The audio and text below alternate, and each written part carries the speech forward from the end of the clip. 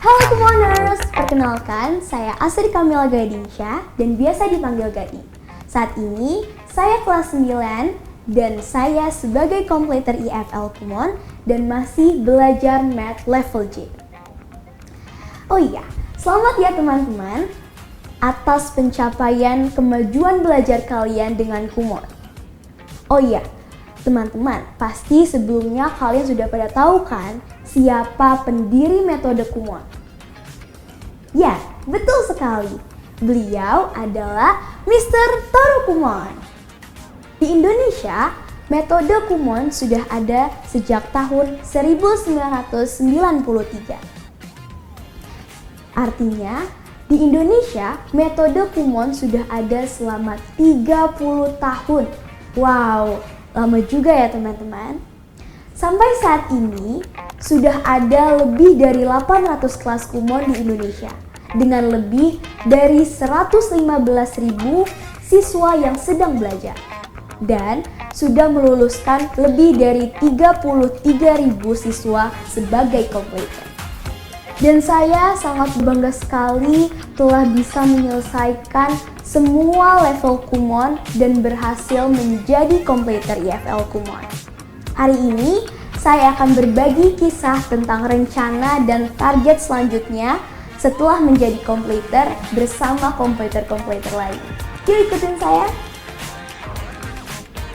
Halo Kak Gerald. Halo Gading. Halo teman-teman. Ya, perkenalkan nama saya Stanislaus Gerald Eteli. Mungkin agak susah ya, boleh dipanggil aja Gerald atau Gary. Saya di Kumon merupakan komputer matematika dan saat ini saya berprofesi sebagai dokter di kota Singkawang. Mungkin sedikit kesan saya selama belajar di Kumon ya. Selama di Kumon kan kita harus belajar setiap hari. Ya, belajar setiap hari mungkin ada kesulitan yang tersendiri. Namun saya menganggap suatu kesulitan itu sebagai sebuah hal yang menarik. Nah, mungkin semangat inilah yang membuat saya berhasil menjadi kompleter Kumon saat kelas 6 SD. Oh iya, selain saya dan Gading, ada satu kompleter lagi nih yang hadir bersama kami. Halo Sabrina. Halo Kak Gerald. Halo teman-teman. Perkenalkan, nama saya Sabrina Heruredati Kertoisastro. Saat ini saya baru menyelesaikan studi S1 saya di Universitas Gadjah Mada di jurusan Teknologi Pangan dan Hasil Pertanian. Saya sendiri adalah kompleter double subject, yaitu Math dan juga IFL. Belajar kedua subjek tersebut di Kumon dan juga menjadi kompleter tentu membawa manfaat yang sangat banyak bagi saya. Tentu teman-teman semua juga dapat merasakan hal yang sama ya setelah belajar di Kumon. Pastinya ada banyak kisah menarik dan juga perjuangan yang dilalui oleh seluruh siswa Kumon untuk dapat menjadi kompleter. Lalu, bagaimana ya melanjutkan perjalanan kita setelah menjadi kompleter? Halo teman-teman semua. Nah, sekarang kita bertiga udah duduk di sini dan pastinya kita udah siap banget untuk saling berbagi kisah tentang rencana dan target selanjutnya setelah menjadi kompleter. Nah, sekarang aku mau nanya mulai dari Kak Gerald deh. Kak, kita kan di antara bertiga ini nih, Kak Gerald nih yang paling muda lulus untuk menjadi kompleter. Nah, boleh gak sih Kak ceritain ke kita rasanya gimana sih lulus menjadi kompleter pada saat kelas 6 SD? Oke, yang saya rasakan ya, yang pertama tentunya saya merasa puas dan juga saya merasa bangga karena bisa menyelesaikan subjek matematika hingga level advance yang waktu itu saya masih kelas 6 SD. Hal itu bukan murni terjadi karena usaha saya sendiri, tentunya ada banyak pihak nih yang harus kita terima kasihkan. Yang pertama, dari pembimbing yang selalu kasih target. Kemudian dari orang tua juga yang selalu mendukung. Dan juga waktu itu saya ada teman juga di Kumon, teman sebaya yang juga ikut menyemangati. Nah, saking semangatnya waktu itu saya juga sampai lanjut ke level X dan akhirnya berhasil menyelesaikan level X tersebut. Wah, ternyata Kak Gerald telah menyelesaikan subjek Math dan menjadi kompleter teman-teman. Melanjutkan materi ke level X, Kumon, dan menyelesaikan semua materi level X-nya. Keren banget Kak Gerald. Nah, sekarang saya jadi penasaran nih sama Kak Sabrina yang merupakan kompleter 2 subjek, Math dan IFL. Oh iya Kak, apa sih manfaat yang dirasakan Kak Sabrina nih setelah menjadi kompleter Kumon 2 subjek ini? Oke, menjadi kompleter Kumon seperti yang tadi Kak Gerald sudah bilang pasti menjadi kebanggaan sendiri ya. Lalu selain itu yang pasti skill math dan English saya juga jauh semakin berkembang. Dan hal terpenting lain adalah yang pertama itu yang pasti kebiasaan untuk belajar sendiri karena memang Kumon sistemnya kan memang belajar mandiri ya. Dan ini juga terus berlanjut sampai saya kuliah dan sampai sekarang saya tetap tertantang untuk melakukan hal-hal baru dengan belajar sendiri juga. Dan salah satu contohnya adalah misalkan kemarin saat saya melakukan persiapan yang cukup banyak untuk interview program beasiswa Indonesian International Student Mobility Awards atau ISMA. Di situ saya pertama memulai dengan melakukan pencarian common interview questions di Google, misalkan seperti mengapa kita pantas atau cocok untuk menjadi penerima atau awardee beasiswa tersebut, lalu di mana kita melihat diri kita di 5, 10, atau 20 tahun ke depan, lalu misalkan apa saja yang kita ketahui tentang universitas atau negara tujuan kita. Lalu setelah mencari pertanyaan-pertanyaan tersebut, tentu kita juga harus menyiapkan jawaban-jawabannya, misalkan poin-poinnya. Lalu setelah itu juga melatih diri untuk menjawab pertanyaan tersebut, agar saat interviewnya sendiri kita sudah lebih siap dan matang. Dan untungnya setelah melakukan effort-effort tersebut, hasil yang diberikan juga memuaskan. Setuju banget Kak Sabrina. Kumon membuat kita bisa terbiasa untuk belajar dengan menggunakan kemampuan kita sendiri. Tanpa kita sadari, kemampuan kita juga jadi berkembang dan potensi diri kita terus tergali setinggi-tingginya. Misalnya perubahan cara berpikir hingga motivasi untuk menghadapi tantangan baru gitu ya. Oke, tadi kan saya sama Sabrina udah, sekarang giliran saya nih, boleh yang tanya ke Gading ya? Boleh. Menurut Gading, kan udah jadi komputer IFL, manfaat yang Gading rasakan setelah menjadi komputer IFL tuh bagaimana? Dan sekarang kan Gading masih melanjutkan subjek matematika ya di level J. Ada rencana nggak buat menjadi komputer matematika juga? Oh iya dong Kak, pastinya ada. Target saya menyelesaikan matematika di bulan Juni tahun 2025, sehingga saya bisa menjadi kompleter untuk 2 subjek, matematika dan IFL Kumon. Setelah menjadi kompleter IFL, saya jadi merasa sangat mudah mengerjakan soal-soal di sekolah dan lebih percaya diri untuk berbicara berbahasa Inggris. Lalu, ada sebuah pengalaman yang sangat berkesan untuk saya, yaitu ketika pandemi tahun 2021. Saya terpilih untuk presentasi bersama teman-teman saya dalam berbahasa Inggris pada NDYS, atau biasa kita sering bilang Natural Disaster Youth Summit. Seharusnya saya dan teman-teman saya bisa presentasi di Jepang, tapi karena pandemi COVID-19, akhirnya kita lakukan NDYS ini dengan video. Dan alhamdulillahnya kita mendapatkan Platinum Award 5 negara. Oh ya teman-teman, di Kumon tidak hanya tentang kemandirian, tapi kita juga dilatih untuk membuat target dan didorong untuk berusaha mencapai target tersebut. Dengan usaha yang kita lakukan, diiringi dengan support yang sangat luar biasa dari yang pastinya orang tua, ibu pembimbing Kumon dan kakak-kakak Kumon, dan kita tentu akan berhasil meraih target dengan lebih mudah. Betul sekali Gading. Nah, bicara tentang target dan orang tua ya, saya juga yakin teman-teman di Kumon, semua siswa di Kumon punya semua orang tua yang mendukung kita untuk mencapai target kita. Dari pengalaman saya pribadi, saya merasa orang tua saya selalu mendukung target yang ingin saya capai, termasuk juga ketika punya target di Kumon. Nah, kebiasaan untuk memiliki dan mencapai target ini terus saya lanjutkan hingga setelah menjadi komputer. Nah, sangat penting menurut saya untuk memiliki target. Karena dengan kita punya target, kita bisa mencapai apapun yang kita mau nanti di kedepannya. Setuju banget sama Kak Gerald. Orang tua selalu mendukung anaknya ya Kak. Saya juga selalu menyampaikan apa yang saya inginkan, apa yang saya ingin capai kepada orang tua saya, sehingga mereka pun bisa memberikan pandangan dan supportnya kepada saya gitu. Oh ya Kak, kalau Kak Sabrina nih, kenapa milih jurusan teknologi pangan? Dan selain itu, apakah ada cerita menarik tentang kuliah di jurusan teknologi pangan? Terus pengalaman Kak Sabrina setelah menjadi kompleter di masa kuliah tuh gimana sih? Oke, kalau saya sendiri sih memilih jurusan teknologi pangan karena dari kecil saya memang sudah tertarik dengan hal-hal yang terkait dengan makanan ya, dan hobi saya juga kebetulan baking.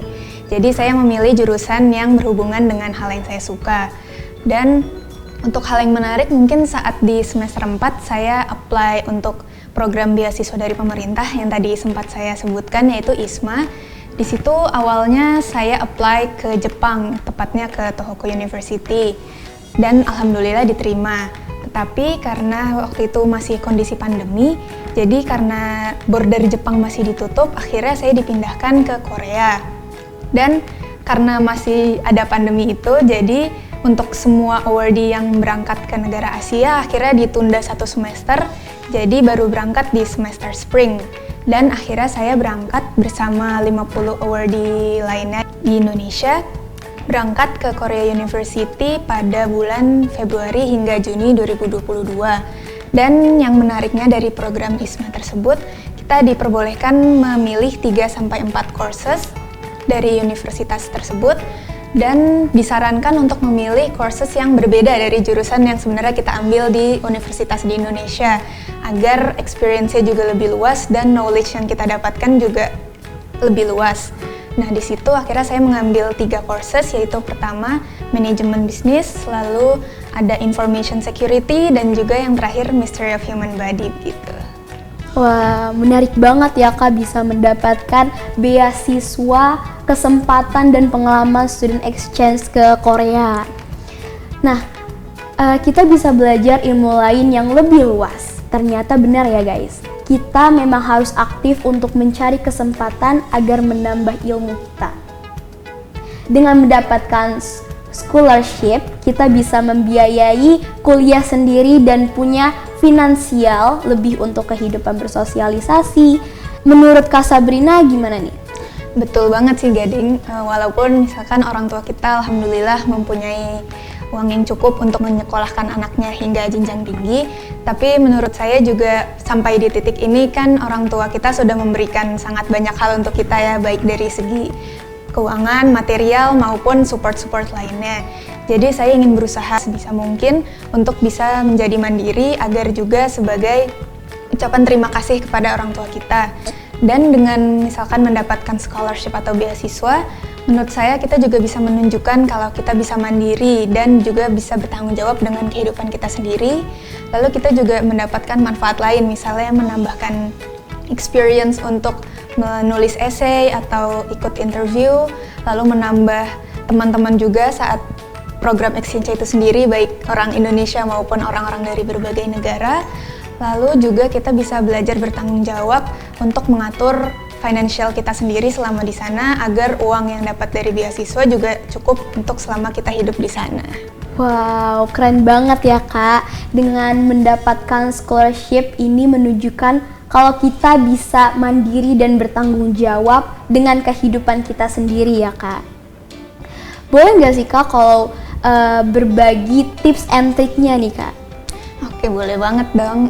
Menurut saya yang pertama sih pasti seperti yang tadi kamu bilang juga, kita harus aktif ya untuk mencari kesempatan.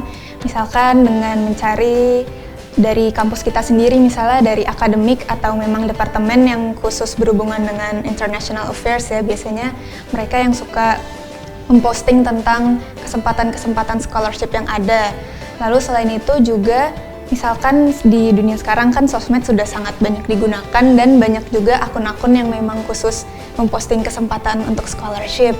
Dan setelah itu juga kita juga persiapannya juga harus matang ya, misalkan mencari tahu tentang universitas dan negara tujuan, apa saja requirements-nya, misalkan minimal IPK atau misalkan English proficiency testnya bagaimana, lalu membuat essay dan juga persiapan interview seperti yang tadi saya sempat bilang, misalkan mencari common questions yang biasanya keluar nih di interview untuk beasiswa dan latihan untuk menjawabnya juga. Lalu mungkin kita juga sering denger ya kalau untuk apply scholarship kan susah, misalnya chancesnya 1 banding ratusan atau bahkan 1 banding 1000. Tapi menurut saya itu bukan yang harus membuat kita jadi kecil hati sih, justru kan karena misalkan 1 banding 1000 ya dibilangnya, dari 1000 participants ada 1 yang bisa kan. Jadi menurut aku sih seharusnya kita fokusnya kayak how to be that one person yang bisa lolos gitu. Dan jadi kita harus tetap mencoba, dan walaupun misalnya gagal, menurut saya itu bukan menjadi sia-sia karena pasti banyak juga yang kita pelajari, misalnya seperti yang tadi experience menulis essay atau interviewnya. Jadi kita juga bisa mengevaluasi diri kita untuk misalnya aspek mana yang kita kurang, dan di kesempatan berikutnya kita bisa terus mencoba lagi. Wow, tips and trik yang sangat bermanfaat dan detail ya teman-teman. Semoga kita semua bisa mencoba langkah dari Kak Sabrina dan nantinya berhasil mendapatkan beasiswa untuk sekolah lanjutnya. Nah, saya juga penasaran nih sama ceritanya Kak Gerald. Kenapa Kak Gerald dulu ingin menjadi dokter? Apakah menjadi dokter adalah cita-cita kakak atau ada hal lain, dan bagaimana sih Kak bisa mencapainya gitu? Iya betul, menjadi dokter memang sudah menjadi cita-cita saya semenjak saya masuk kelas 1 SMA ya. Diawali dengan memilih jurusan IPA saat SMA. Waktu itu memang pelajaran yang saya suka di bagian biologi. Nah kemudian semenjak masuk ke jurusan IPA, saya terus berusaha mempertahankan dan meningkatkan nilai saya, baik akademik dan non-akademik, hingga akhirnya saya bisa melanjutkan kuliah di Universitas Padjadjaran Bandung. Dalam perjalanan yang saya lalui, saya merasa Kumon memiliki peran yang luar biasa dalam mempersiapkan diri saya untuk menjadi dokter. Secara objektif, Kumon membantu saya dalam memahami pelajaran di sekolah, otomatis dapat meningkatkan nilai raport saya, terutama di bidang matematika. Nah, karena untuk daftar kuliah ini kan pertama kita harus punya nilai raport yang bagus ya. Kemudian yang kedua secara subjektif, pembentukan kemampuan dan karakter di Kumon sangat bermanfaat juga bagi saya. Menjadi dokter harus teliti, harus bisa berpikir dan melakukan pekerjaan dengan cepat, dan juga memiliki empati pada orang lain. Nah, salah satu contoh manfaat nih yang sampai sekarang masih saya rasakan dari belajar di Kumon, itu diterapkan juga pada pekerjaan saya sehari-hari, misalnya saat menghitung dosis obat, atau nilai lab ya, seperti fungsi ginjal. Saya merasa lebih cepat dalam menghitungnya dan lebih teliti untuk melihat angka-angka yang ada di kertas. Wow, keren banget Kak Gerald. Ternyata teman-teman, Kumon memberikan manfaat dalam perjalanan Kak Gerald mencapai cita-citanya. Lalu, ketika menjadi mahasiswa kedokteran, apakah ada target lain Kak? Iya, tentu ada. Jadi sesuai dengan yang saya pelajari di Kumon ya, yang selalu kita harus punya target. Sekarang kan saya berprofesi sebagai dokter umum. Nah, tidak hanya sebagai dokter umum saja target saya. Di sini saya mau melanjutkan menjadi dokter spesialis. Untuk dapat diterima menjadi dokter spesialis kan perjalanannya tidak mudah ya. Kita juga masih ada proses-prosesnya lagi. Untuk dapat bisa bersekolah, pertama-tama tentunya nilai ujian masuknya harus bagus. Terus ada faktor lainnya juga, seperti punya rekomendasi dari daerah, dan sudah melakukan banyak penelitian, sudah mengikuti banyak acara ilmiah. Nah, saya pun akhirnya memutuskan untuk bekerja lagi menjadi dokter di salah satu rumah sakit di Singkawang selama 2 tahun. Ini tujuannya untuk nanti bisa kita dapat rekomendasi baik dari kepala rumah sakit maupun dari Dinas Kesehatan Kota Singkawang. Saat ini saya sudah menjalani profesi ini sebagai dokter 1 tahun, dan saya masih punya waktu 1 tahun lagi untuk mempersiapkan diri untuk menjadi dokter spesialis. Sesuai dengan filosofi Kumon ya Kak? Perkembangan tidak akan terwujud jika kita berpikir ini sudah cukup baik. Tidak ada kata ini sudah cukup baik, pasti ada yang lebih baik.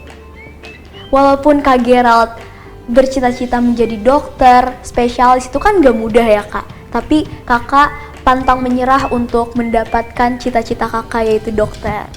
Iya, betul sekali Gading. Untuk sekarang saya pun masih berencana untuk menjadi dokter spesialis mata. Setelah saya melalui perjalanan kuliah, koas, internship, dan juga saat sekarang bekerja, saya merasa menjadi spesialis mata sangat menarik karena ilmunya menarik dan kasus-kasusnya pun beragam. Serta saya rasa di zaman sekarang sudah mulai banyak orang yang memiliki gangguan penglihatan. saya perlu terus belajar agar nanti lulus menjadi dokter spesialis mata. Saya belajar juga bahwa di setiap fase kehidupan, kita perlu memiliki target yang ingin kita capai. Setelah memiliki target yang jelas, kita harus menentukan langkah apa yang perlu kita lakukan untuk mencapai target tersebut. Setuju banget nih Kak Gerald, dengan kita memiliki target, maka kita akan tahu langkah dan action apa yang harus kita lakukan selanjutnya untuk mencapai target tersebut. Nah, di antara kita bertiga kan Kak Gerald sendiri nih yang sudah memiliki pekerjaan ya. Boleh sharing nggak nih Kak, tips dan triks gimana biar kita lebih siap untuk nanti di dunia kerja gitu Kak? Oke, iya, menurut saya untuk persiapan dunia kerja ini ya, dari Kumon sebenarnya kita udah dibekali nih. Kan kita kalau mau masuk dunia kerja itu harus siap secara fisik, siap secara mental, siap juga secara emosional. Secara fisik nih sekarang, kita kan les di Kumon ya, otomatis kita pagi udah sekolah, sorenya lanjut tes Kumon, belum lagi dikasih PR lagi tiap harinya kan. Jadi udah kita harus terbiasa untuk mengatur waktu. Ya, mengatur waktu itu sangat penting. Kayak kita harus mengatur waktu juga kapan harus makan, kapan harus tidur, dengan jadwal yang udah padat seperti tadi. Kita juga harus ada aktivitas lainnya kan. Sekarang kan ada juga kan butuh waktu buat healing juga. Dengan jadwal yang padat ini, fisik kita menjadi lama-lama akan terlatih untuk nanti dunia kerja nanti. Nah, yang kedua sekarang kesiapan mental. Tadi sudah sempat disinggung ya, kita banyak kesibukan. Dengan banyaknya kesibukan yang sudah biasa kita lakukan saat kita belajar di Kumon, mental kita pun sudah terbiasa dengan kesibukan tersebut. Nanti kalau misalnya menghadapi dunia kerja yang penuh kesibukan, kita pun bisa menyelesaikan segala pekerjaan, bahkan ketika di bawah tekanan. Yang ketiga sekarang kesiapan secara emosional. Ketika bekerja nantinya kita akan banyak bertemu orang. Mungkin kalau di dunia kedokteran saya akan bertemu dengan pasien, keluarga pasien, sesama dokter, dan sesama tenaga kerja kesehatan lainnya. Nah, kita harus bisa menunjukkan empati dan bisa berkomunikasi walaupun kita kondisinya saat itu mungkin sedang lelah. Jadi sebenarnya persiapan itu sudah terbentuk di Kumon. Kita kan di Kumon dilatih untuk disiplin mengerjakan PR setiap harinya, dilatih membuat target belajar, dilatih juga berkomunikasi dengan pembimbing, gimana cara mencapai targetnya yang kita sudah tentukan. Jadi di sini teman-teman harus memiliki mindset, pola pikir bahwa yakin semua yang dikerjakan dan dilalui saat ini akan sangat terasa manfaatnya di kemudian hari. Oh iya, Gading.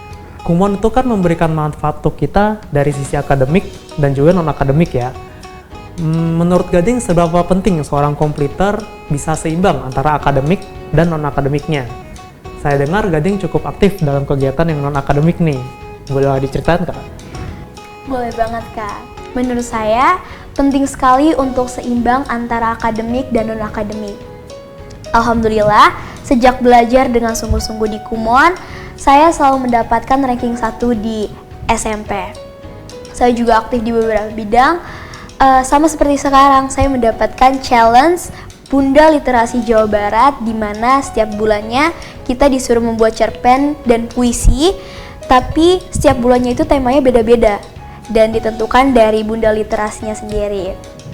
Dan alhamdulillah juga di sekolah saya juga mendapatkan kesempatan, mendapatkan amanah untuk menjadi ketua OSIS periode 1 tahun. Kemarin awal bulan Juli saya mengikuti Patriot Cup. Turnamen itu saya menjadi kapten basket putri.